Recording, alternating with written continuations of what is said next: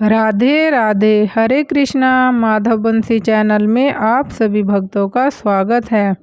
माघ महात्म्यम 19वां अध्याय। श्री गणेशाय नमः। ओम नमो भगवते वासुदेवाय नमः। वह पांचों कन्याएं इस प्रकार विलाप करती हुई बहुत देर प्रतीक्षा करके अपने घर लौटी।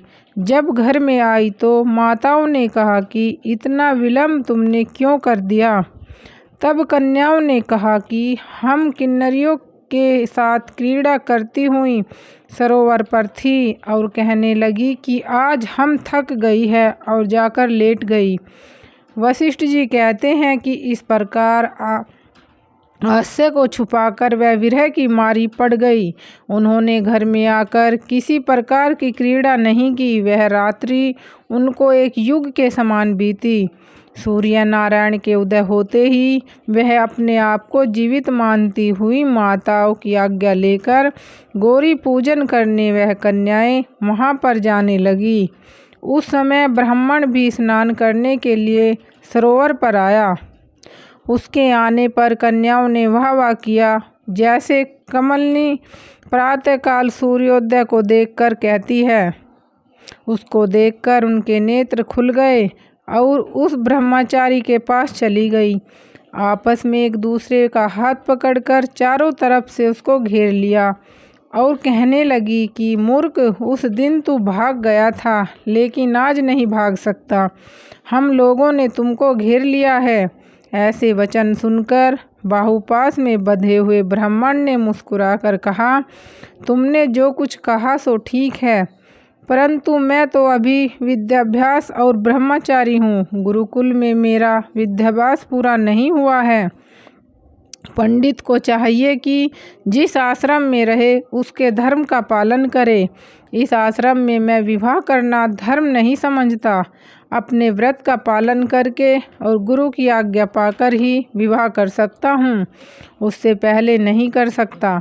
यह बात सुनकर वह कन्याएं इस प्रकार बोली जैसे वैशाख मास में कोयल बोलती है।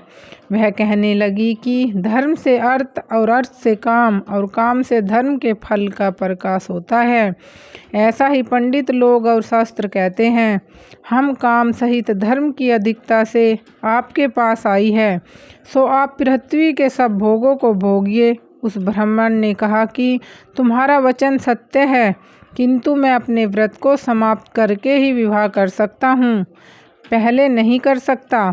तब वे कन्याएं कहने लगी कि तुम मूर्ख हो। अनोखी औषधि, ब्रह्मा, बुद्धि, रसायन, सिद्धि, अच्छे कुल की सुंदर नारियां तथा मंत्र जिस समय प्राप्त हो तभी ग्रहण कर लेना चाहिए।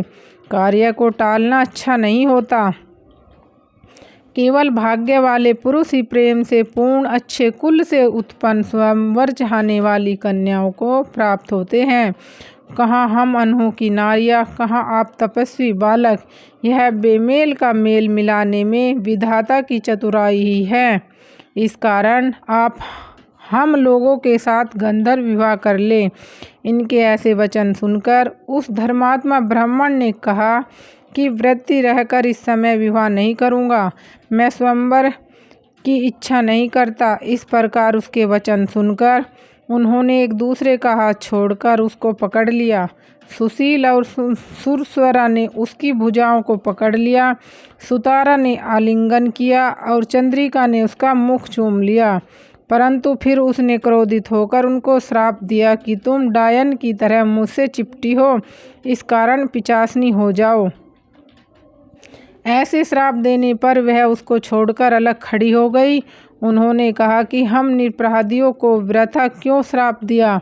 तुम्हारी इस धर्मगता पर धिक्कार है। प्रेम करने वाले से बुराई करने वाले का सुख दोनों लोकों में नष्ट हो जाता है। इसीलिए तुम भी हम लोगों के साथ पिशाच हो जाओ।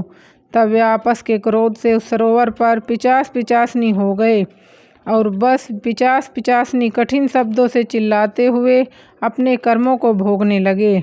वशिष्ठ जी कहने लगे कि हे राजन, इस प्रकार वह पिशाच उस सरोवर के इधर उधर फिरते हुए बहुत समय पश्चात मुनियों में श्रेष्ठ लोमस ऋषि पौष शुक्ला चतुर्दशी को उस अच्छोद सरोवर पर स्नान करने के लिए आए। जब उदाह से दुखी इन पिशाचों ने उनको देखा तो उनकी हत्या करने के लिए गोल बांधकर उनको चारों तरफ से घेर लिया। वेद निधि ब्राह्मण भी वहां पर आ गए और उन्होंने लोमस ऋषि को साष्टांग प्रणाम किया। वे पिशाच ऋषि के तेज के सामने ठहर न सके और दूर जाकर खड़े हो गए।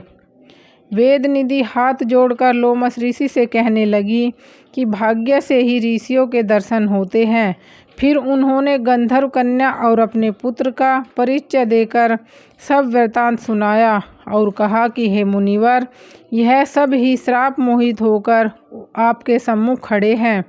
आज इन बालकों का निस्तार होगा, जैसे सूर्योदय से अंधेरे का नाश हो जाता है। वशिष्ठ जी कहने लगे कि पुत्र के दुख से दुखी हुए वेदनिधि ब्राह्मण के ऐसे वचन सुनकर लोमस ऋषि के नेत्रों में जल भर आया और वेद निधि से कहने लगे कि मेरे प्रसाद से बालकों को शीघ्र समृद्धि पैदा हो। मैं उनका धर्म कहता हूँ, जिससे इसका आपस का ज्ञान विलीन हो जाएगा। बोलो विष्णु भगवान की जय।